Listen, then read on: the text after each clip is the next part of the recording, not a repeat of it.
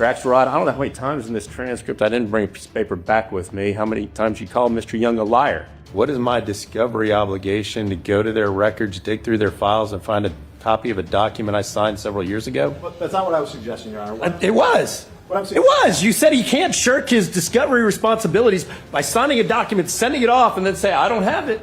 He had it, is what I'm saying. I get the court reporter to read back exactly what you said. I'm tired of these blatant misrepresentations that are being made, and they're being made by both of y'all. Yeah, well, you said, oh, I never said that. Well, no, you did.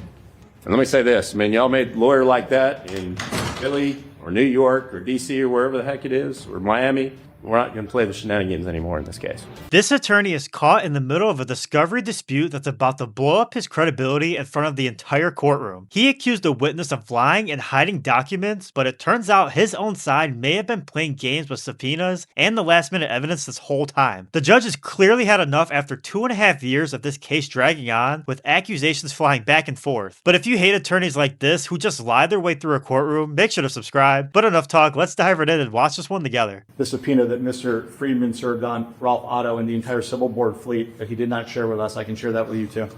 Your Honor, if I may respond to that, my cover email to Mr. Otto states, "It is our understanding that you may be arriving in Florida to testify. When you land, we intend to serve you with a trial subpoena, requiring your attendance, and that requires you to bring certain documents with you when you testify. To that end, we are attaching a courtesy copy of our intended subpoena in advance so that you can have more time to gather the documents. And then when served, it will make compliance easier for you. We then ask him to tell us when he's arriving to make it more convenient for him and the process server, or ask if he will accept it over email. This was not service of a subpoena. This was service of a courtesy copy so that when he landed, we would hand it to him and then we would bring it to your attention to say, and to them, and to say, hey, we have now tagged Mr. Ralph Otto in Florida with tag jurisdiction. He now has a valid trial subpoena to produce documents to us. We were never able to tag Mr. Otto, and so we never ended up serving the subpoena. I was very clear it was a courtesy copy, so I take issue with Mr. Axelrod's half disclosure to the court about what I did.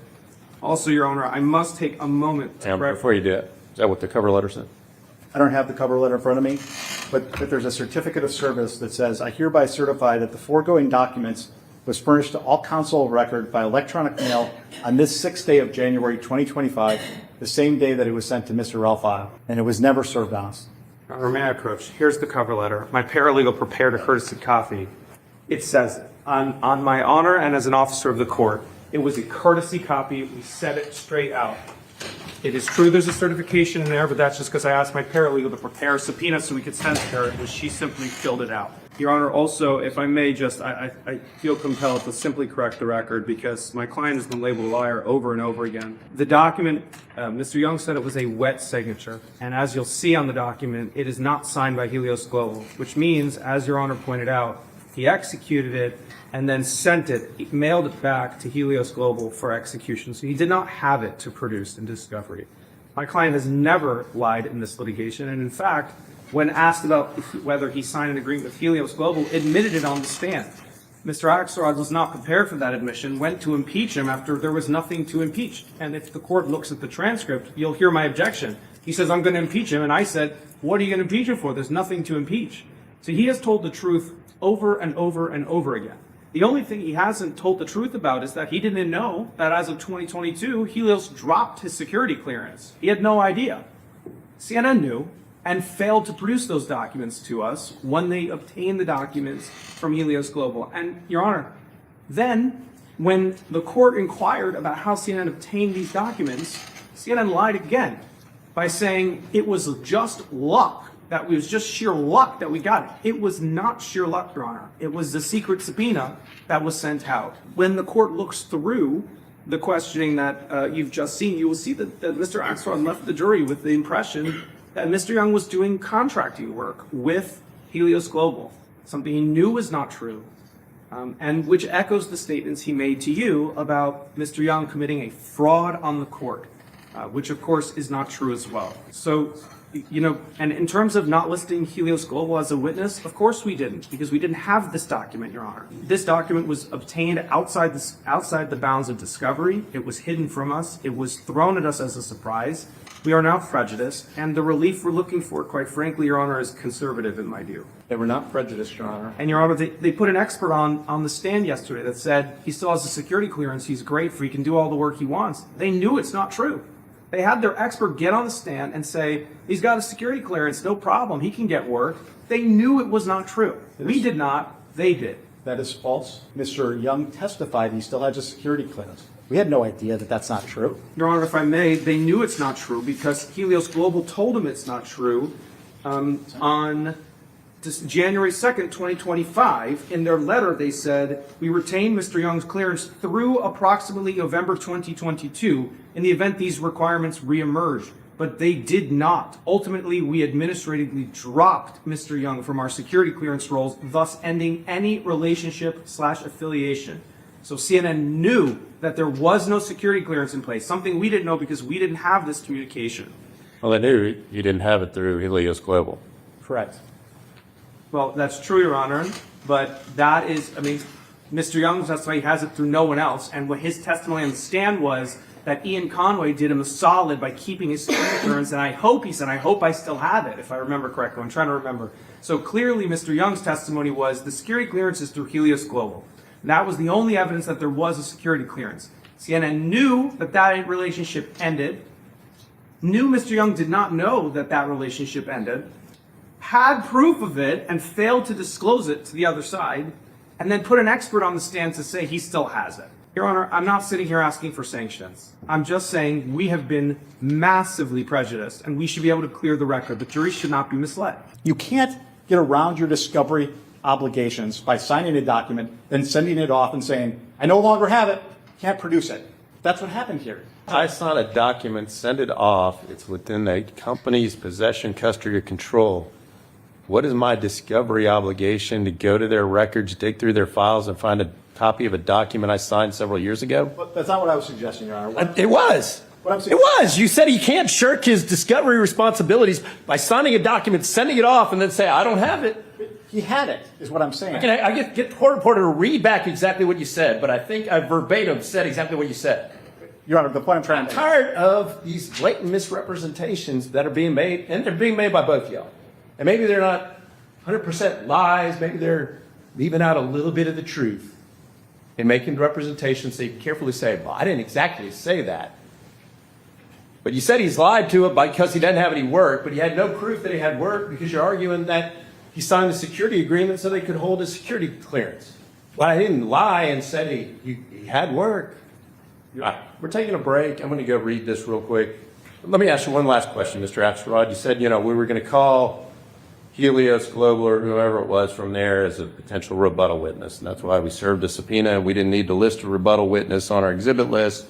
But you also had production of documents from non-parties. I remember reading 2 motions to quash that verbatim said Rule 1.351 expressly provides the rule that is the exclusive procedure, in quotes, the open quote, exclusive procedure, close quote, for obtaining documents from non-parties without a deposition.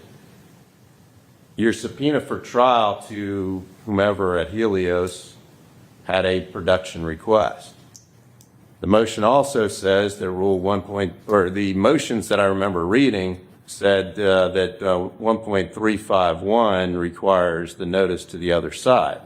How are you not conducting discovery pursuant to 1.351 in sending a subpoena ducis tecum to Helios Global without giving notice to the other side? This case involves a security clearance dispute where the attorney kept telling the jury a witness lied about not having certain documents, when in reality that document has been signed years earlier and mailed off to another company for execution, meaning it was never actually in the witness's possession to hand over. The judge takes a recess specifically to go back through the trial transcript himself, and when he comes back, he is not happy with what he finds. He points out that the same attorney who accused the other side of playing games with subpoenas had done the same exact thing himself, sending a witness subpoena subpoena with a document raised attached without giving proper notice, which is a clear violation of the rule both sides have been citing to each other. The judge calls out the claim that the document fortunately fell into their lap is flat out untrue, since it came from that very subpoena. What really escalates things here is when the judge directly confronts the attorney about calling the witness a liar over and over in front of a courtroom being streamed around the world, despite there being no real proof that the witness ever had that document in his control. By the end of this exchange, the judge tells the attorney his credibility with the court is basically gone. Judge,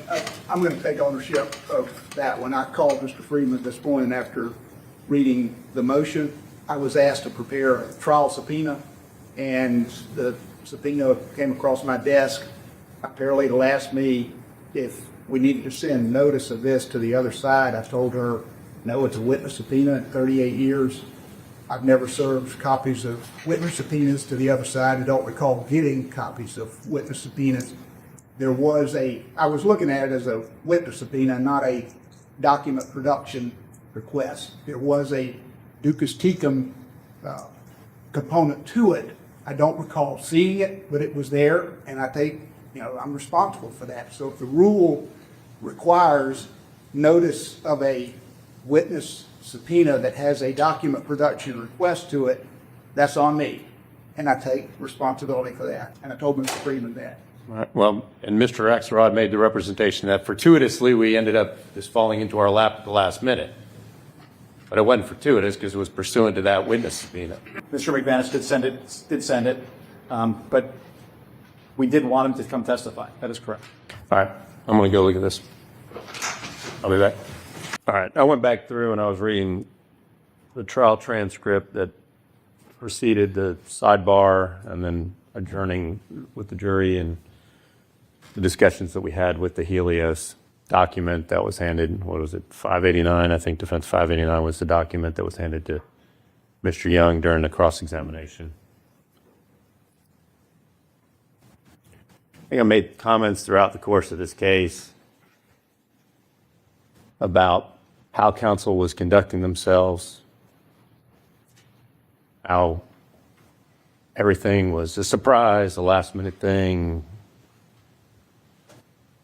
how counsel was referring to each other in the course of their arguments, had to impose a $100 fine. I find it rich that we've got discovery being done at the same time a motion to quash is being filed, arguing that the plaintiffs are violating the rules by sending out trial subpoenas when the defense is doing the exact same thing. We have representations being made to the court that we were just fortuitous to get this. It wasn't fortuitous. It was you were doing the same thing that the plaintiffs were doing and sending a trial subpoena for documents without notice to the other side in violation of Rule 1.351 that y'all cited in a couple motions, and just saying that this showed up in our lap. You represented me this morning. We didn't accuse them of anything, of having anything beyond a security agreement. But that was clearly the implication that was being made when we were arguing about the document, because you wanted to impeach him with it, despite the fact he admitted to signing a security doc.